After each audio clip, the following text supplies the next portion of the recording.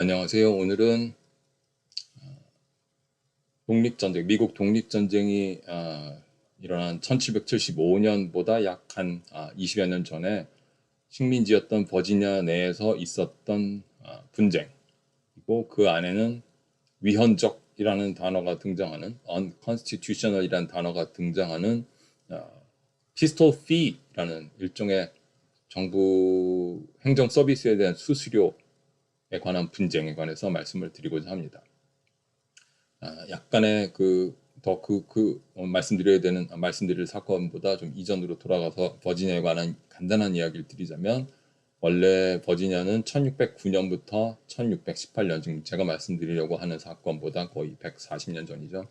그때까지 한 9년 정도 되는 기간 동안 버지니아라는 곳은 군사정부가 지배하고 있었습니다. 그리고 1618년에 일종의 회사, 버지니아 컴퍼니 오브 런던이 헌장, 그레이트 차터라는 것을 만들었고, 이건 이제 법인의 정관 같은 소리가 되겠죠. 그래서 군사정부 대신에 왕이 임명하는 총독, 가버너입니다. 제가 총독으로 번역을 했고, 그 다음에 가버너의 결정을 같이 상의를 하고 협의를 하는 위원회, 자문위원회, 그래서 advisory council이고 다른 이름들도 있는데 짧게는 그냥 council이라고 합니다. 근데 제가 오늘 이야기에서는 계속 영어 단어로 council로 부르도록 하겠습니다. 그리고 이 회사가 제정한 그레이트 차터에는 어떠한 권한을 총독 가버너에게 주었냐 하면, 적절하다고 판단할 경우에는 제너럴 어셈블리를 소집해서, 일종의 입법기구죠, 의회죠, 를 소집해서 그들로 하여금 입법하게 할 수 있는 그런 권한을 총독에게 줬습니다. 총독은 그래서 제너럴 어셈블리를 소집할 수 있는 것이죠. 그래서 이러한 그 차터는 일정한 균형을 이뤘습니다. 그래서 버지니아 식민지에 대해서는 영국에 있는 회사가 일정한 컨트롤을 갖고 있으면서도, 또 대서양 멀리 떨어져, 한번 문서가 오고 가려면 몇 개월씩 걸리는 먼 곳에 떨어져 있기 때문에 자치권을 주지 않을 수가 없었습니다. 그래서 자치권을 주면서도 버지니아 식민지를 컨트롤하는 그런 문서였습니다. 그래서 그 다음에 이제 그 다음 해인 1619년에 새로 부임한 총독은 이름이 Sir George Yeardley라고 하던데요. Yeardley, Y-E-A-R-D-L-E-Y입니다. 근데 이 사람은 그래서 버지니아에서 첫 번째가 되는 제너럴 어셈블리, 입법부의 소집을 요청을 했습니다. 그리고 당시 버지니아 내에는 11개의 세틀먼트, 정착촌이 있었는데 각 정착촌에서 2명씩 대표, 버제시스를 보내도록 했습니다. 그래서 이제 22명이 모이게 됩니다.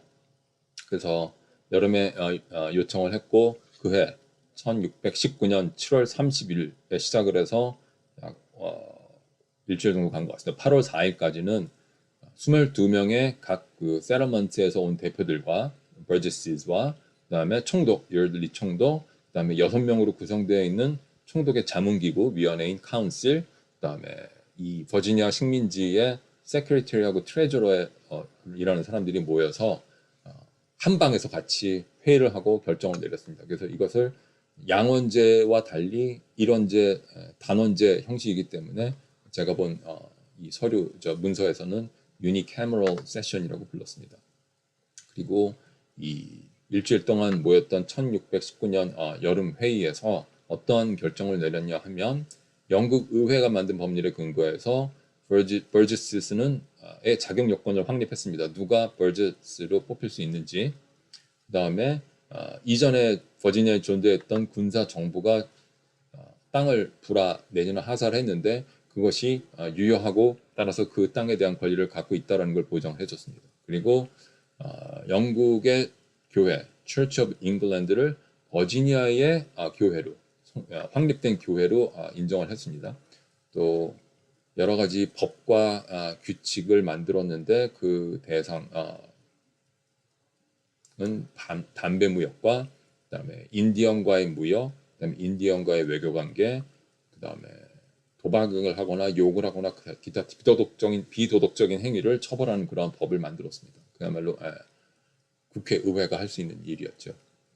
그 다음에 아마도 당시에는 서로 법적인 분쟁이 있을 때 해결할 법원이 제대로 성립되지 않았던 것 같긴 한데 그래서인 것 같은데 이 제너럴 어셈블리에서 식민지 주민 간의 분쟁도 몇 건을 다뤄서 해결했다고 합니다. 그리고 약 한 5년이 흐른 뒤에 영국왕은 버지니아 컴퍼니라는 회사의 자격을 뺏고 없애고 차터를 폐지하고 그 이듬해에 1625년에 버지니아는 그냥 영국 왕의 직접적인 식민지로 그 지위가 바뀝니다. 그렇지만 영국 왕이 그 이전에 세워졌던 제너럴 어셈블리에 대해서는 아무런 말이 없어서 제너럴 어셈블리 총독도 그렇고 다들 예, 왕이 나중에 가서 제너럴 어셈블리가 만든 법률은 무효다. 너희들은 내가 인정한 적이 없다라고 할까봐 걱정을 했습니다. 그래서 대표를 보내서 찰스 1세가 당시 영국 왕이었는데 공식적인 승인 허락을 받으려고 했지만 무슨 이유에서인지 왕은 아무런 대답을 주지 않았습니다. 그 대신 그렇지만 이제 다행히 한 약 2년 뒤에 영국 왕이 제너럴 어셈블리한테 어떤 요청을 하냐 하면 담배 무역을 규제하는데 당신네들도 참가를 해달라는 요청을 해서 사실상 우리를 법적인 존재로 인정을 해줬다라는 그런 결론을 얻게 됩니다. 그 이후로 계속 선거를 했고 제너럴 어셈블리는 1년에 한 번씩 모이는 형태를 취했다고 합니다. 그리고 1639년에 Sir Francis Wyatt라는 사람이 총독으로 그러니까 그 전에 한번 총독을 하고 다시 런던에 돌아갔다가 자기 두 번째 임기를 하기 위해서 왔을 때는 그 프랜시스 와이어트가 받아온 임명장에는 제너럴 어셈블리가 세금을 늘리는 것, 증세를 승인할 권리가 있다라는 것을 인정해주는 권리 내용이 들어 있었다고 합니다. 그러면 이제 버지니아 사람들은 자기네들이 뽑은 대표, 자기네들이 선출한 의회가 국회는 좀 이상합니다. 의회가 세금을 올릴 때는 동의를 해줘야만 올라간다라는 그런 인식을 갖게 된 것입니다. 그리고 그 다음 후임자 와이어트라는 총독의 다음 후임자는 Sir William Berkeley라는 사람이었고 이 사람은 1643년에 그동안은 총독, 카운슬, 그 다음에 House of Burgesse에 해당하는 이런 이 선출된 대표들이 모여서 한 방에서 같이 회의를 하고 결론을 의결을 했었는데 그 방식을 바꿉니다. 그래서 카운슬과 하우스 오브 버제스가 독립된 기관이 되도록 해서 사실상 이때 양원제가 처음으로 버지니아에서 성립을 합니다. 그러면 거의 400년 가까운 전이죠.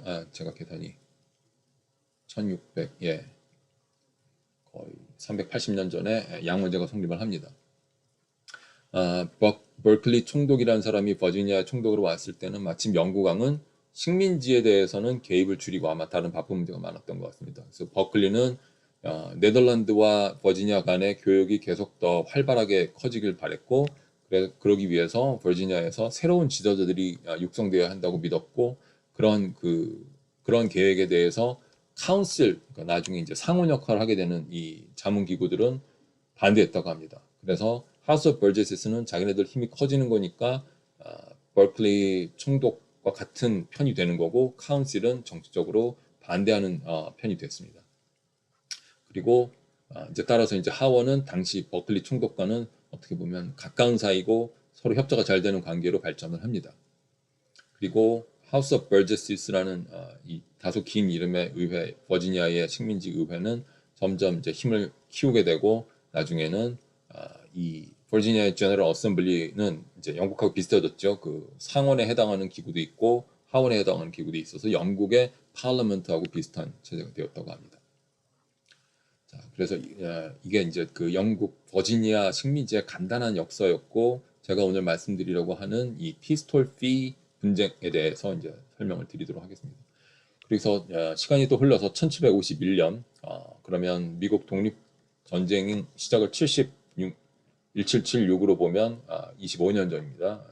그때 8월에 버지니아 부총독으로 임명된 로버트 딘위드라는 사람. 근데 영국 왕실의 정책은 가버너 총독은 앱센티 부재자로 놔두고 그 다음에 이 루테넌트 가버너 부총독을 미국 현지 버지니아에 보내서 일을 하게 하는 형식이라 실제로는 부총독이 총독과 다름없었다고 합니다. 그래서 이제 그냥 총독으로 부르는 경우도 많다고 하는데 저도 부총독으로 불렀다가 총독으로 불렀다가 할 것 같습니다. 이 딘 위드라는 총독은 와보고 버지니아라는 식민지에서 개혁할 것이 있다고 생각을 했는데 무엇이었냐면 토지 불화 증서의 절차.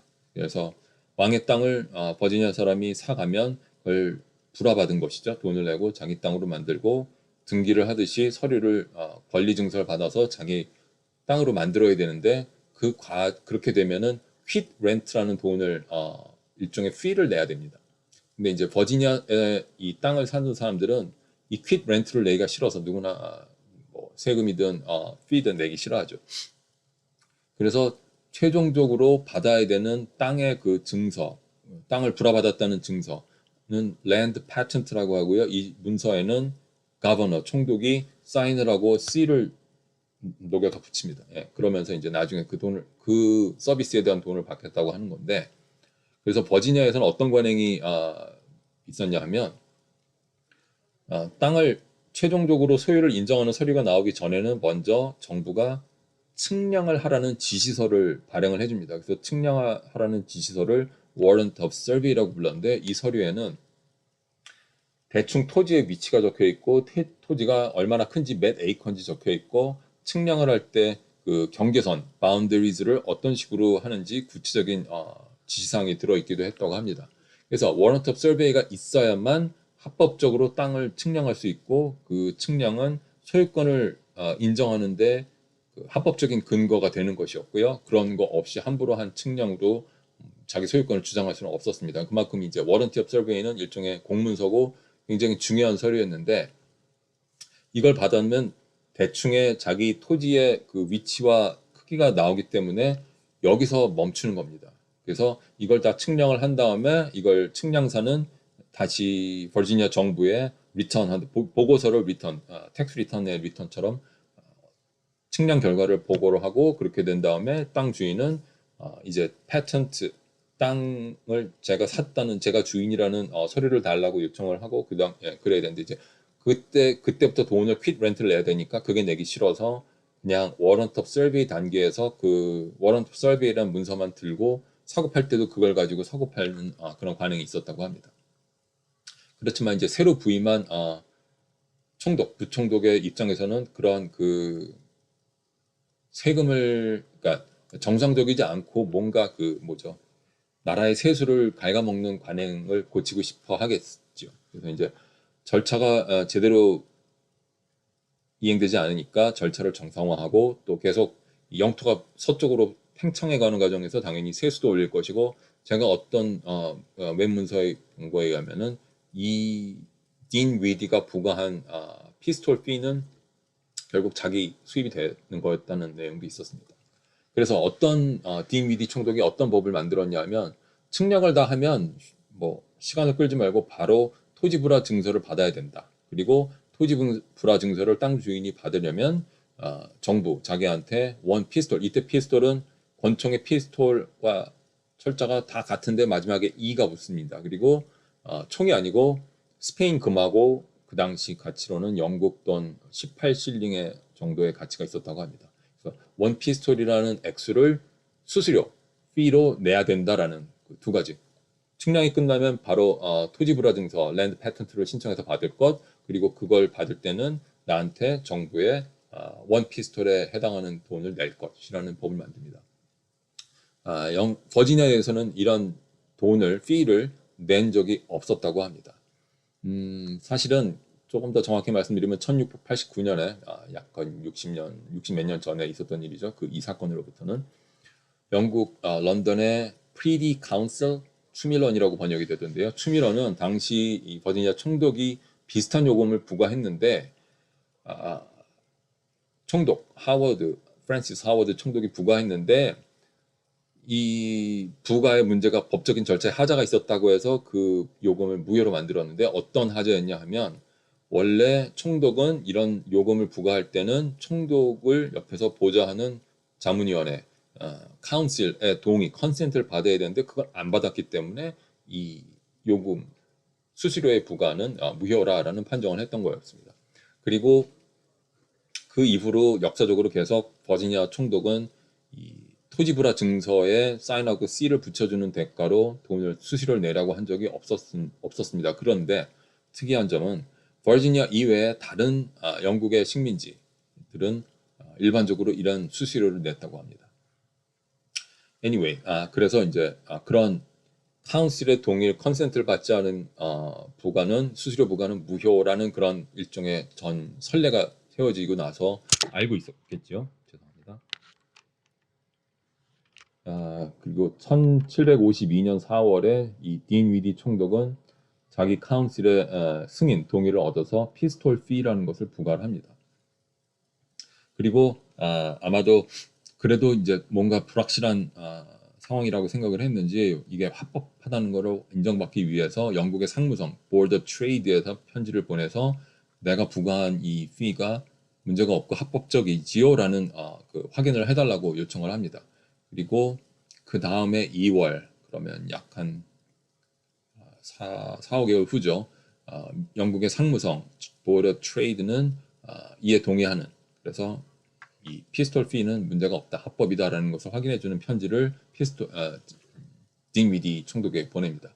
그리고 이제 1753년이 되면서 이런 피가 앞으로 부과될 것이라는 것이 버지니아 사람들한테 알려지면서 버지니아 사람들은 이게 과연 합법이냐, 법적이냐, whether the fee was within the law라는 의문을 제기합니다.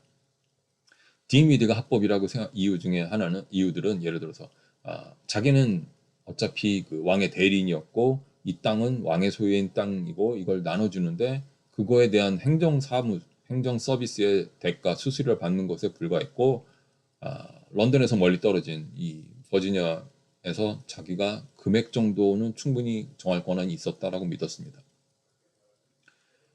근데 이제 왕의 정책에 따르면은 식민지의 총독은 카운슬 동의를 얻으면 공무원의 행정 서비스에 대한 수수료, officers fees요.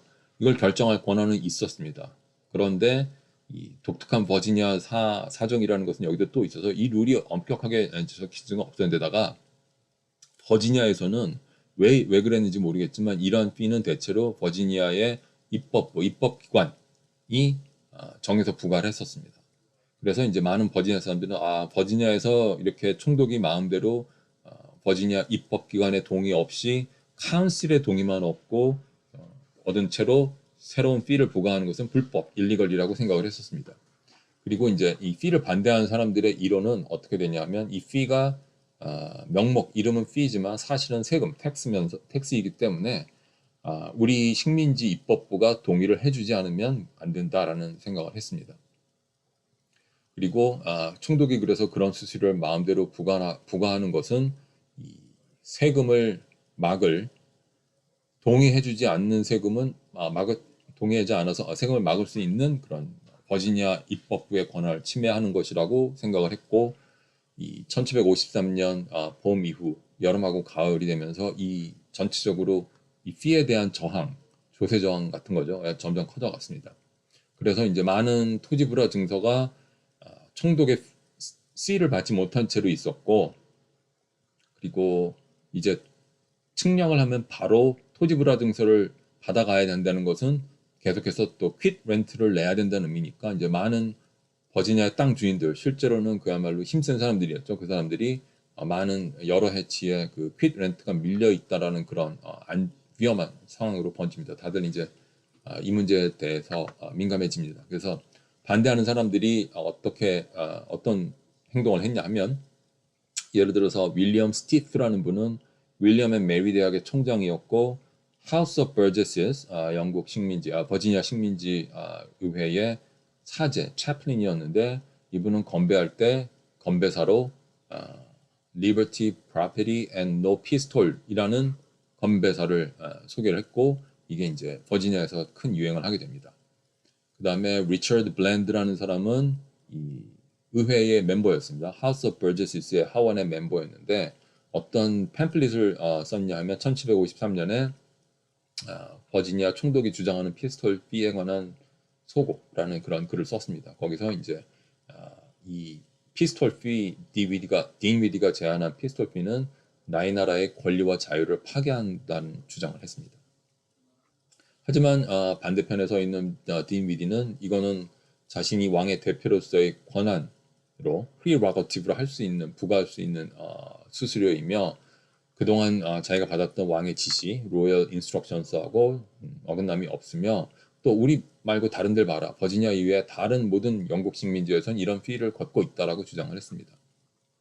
그랬더니 이제 블랜드는 만약에 그렇다면 그것은 그 fee는 선출된 대표의 동의를 얻지 않은 세금에 해당하기 때문에 죄송합니다. 총독들은 영국 헌법을 위반하고 있다고 주장을 했습니다. 그래서 버지니아 사람들이 동의해주지 않는 한은 버지니아 그들의 재산의 어떤 부분도 빼앗길 수 없다라는 주장을 했습니다. 그래서 여기서 그 블랜드라는 사람이 썼던 표현은 The other governors were violating the British Constitution. 다른 총독들은 영국 헌법을 위반하고 있다라는 주장을 했습니다. 강력한 주장이죠.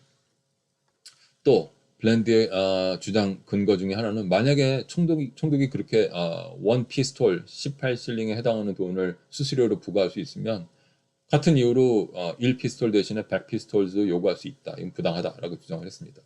그리고 이제 1753년 11월에 버지니아 여러 카운티들이 하우스 오브 버저스 하원에 페티션 청원을 내서 이 피스톨 피는 좀 막아달라고 요청을 합니다.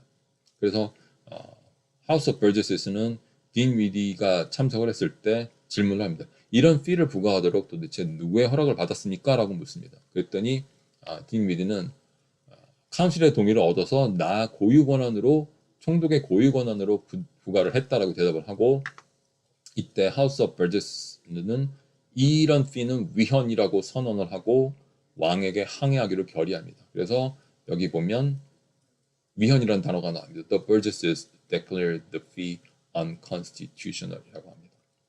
그리고 12월 15일에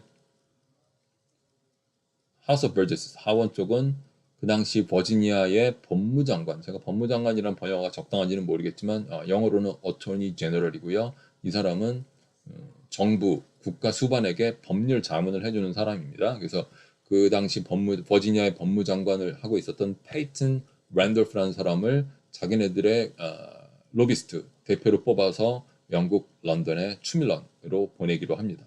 그래서 이제 딘 위디 총독은 랜돌프가 자기하고 반대하는 하원의 그 대표 성격으로 뽑혔기 때문에 제너럴 어토니 자리에서 해고를 합니다. 그리고 총독 측에서는 정확히는 총독과 이제 그 카운슬이죠. 그 사람들은 왕에게 보낼 자기네 편 로비스트로 제임스 에버크럼비라는 사람을 뽑고 추밀원에 보낼 문서 서류를 준비를 합니다. 드래프트를 합니다.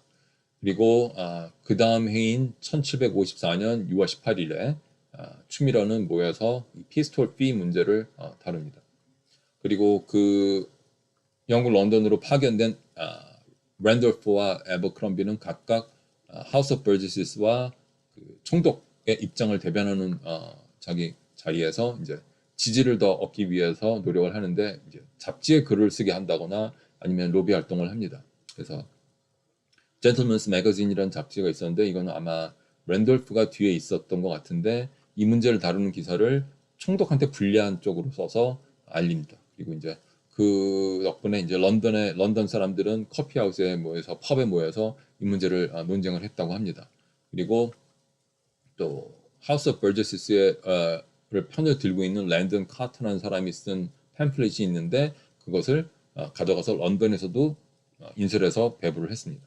그리고 이 총독 측 대변인 로비스트였던 에버크럼비는 런던의 공무원들을 상대로 왜 총독이 부과한 피스톨 피가 합당한 것인지 합법적인 것인지를 알리는 로비 활동을 했습니다. 그리고 이제 드디어 추밀원이 모여서 1754년 6월 18일에 회의를 열고 결론을 내릴 때 결론은 잠정적으로 일단 총독의 피는 합법이다, 유지한다라는 결론을 내렸습니다. 근데 이제 어떤 이유에서인지 버지니아 하원의 비위를 거스르고 싶지는 않았는지 제한을 많이 부과를 했습니다. 그래서 여러 가지 네다섯 가지 제한을 가했는데 예를 들어서 딘 위디가 처음으로 이 피스톨 피를 부과한 날 이전의 토지 불화 증서에 대해서는 피를 부과할 수 없다. 또 너무 작은 토지 여기서는 100에이커입니다. 100에이커 미만 100에이커에는 피가 부과되지 않는다. 또 버지니아 외부로부터 들어온 사람들이 신청한 서류에 대해서도 피를 부과할 수 없고 알레기니 산맥 서쪽에 있는 토지 땅에 대해서도 피를 부과하지 않고 또 토지 불화 증서는 1000에이커로 제한한다라는 그런 여러 가지 제한을 붙입니다. 그리고 다음 달인 7월 3일, 1754년 7월 4일에 이 서류를 버지니아로 보냅니다. 그리고 추미러는 또 어떤 요구를 하냐면 랜돌프를 다시 자리에 복직시키라고 요청을 하고 그 편지는 약 3개월 뒤인 10월에 버지니아에 도착을 하고 양쪽 총독과 하원은 이만하면 더 이상 다툴 수 없는 원만한 합의안이다라고 봐서 받아들입니다. 물론 딘 위디는 자신의 권한이 너무 모호해졌다고 불평했습니다. 그리고 반대했던 사람들은 강력히 추미련이 딘 위디를 꾸짖었으면 좋았을 텐데라는 불만을 가졌지만 일단 이 문제 자체는 여기서 해결을 한 걸로 보고 끝났습니다. 그리고 그래서 이제 이 문제는 어떤 가장 헌법적인 의미로 보면 이 분쟁으로 인해서 버지니아 사람들은 자기네들의 권리에 대해서 좀 더 의식을 갖게 되고 그 다음에 1765년에 스탬프 액트가 문제가 됐을 때 다시 더 큰 문제로 번지고 결국 미국 독립전쟁으로 이어집니다. 그러니까 미국 독립전쟁이 아무런 빈 공간에서 나온 게 아니고 이러한 여러 가지 사건들이 쌓이다가 터진 게 됩니다. 감사합니다.